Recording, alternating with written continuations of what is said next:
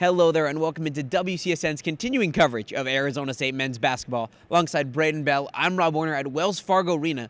Braiden, you and I just attended head coach Bobby Hurley's weekly press conference where he talked about the team's past road trip to Stanford and Cal in the Bay Area. What were some of your main takeaways?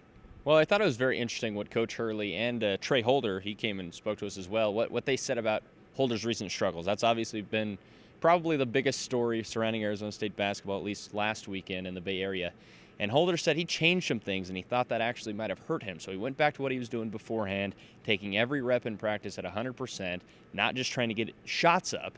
And it'll be interesting to see if he can get back in his rhythm that we saw all non-conference play. And then both those guys as well were very, very, very complimentary of Remy Martin, what he means to this team, how he could possibly be one of the faces of this program moving forward, and how he kind of elevates the rest of the team. Those are two main things that Coach Hurley said that were very interesting to me.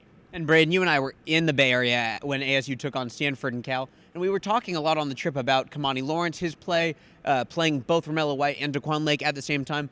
What did Bobby Hurley say about the starting lineup going forward? Well, he said it could change any game, and that's a very interesting prospect to a team that's ranked 21st in the country and was ranked as high as 3rd.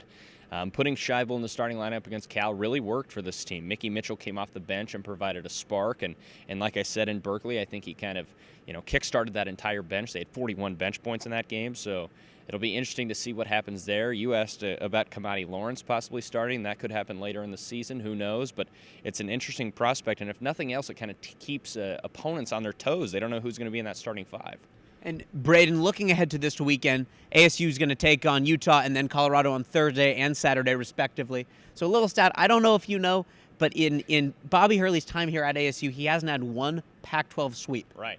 So do you think ASU gets the sweep this weekend, beating both Utah and Colorado at home?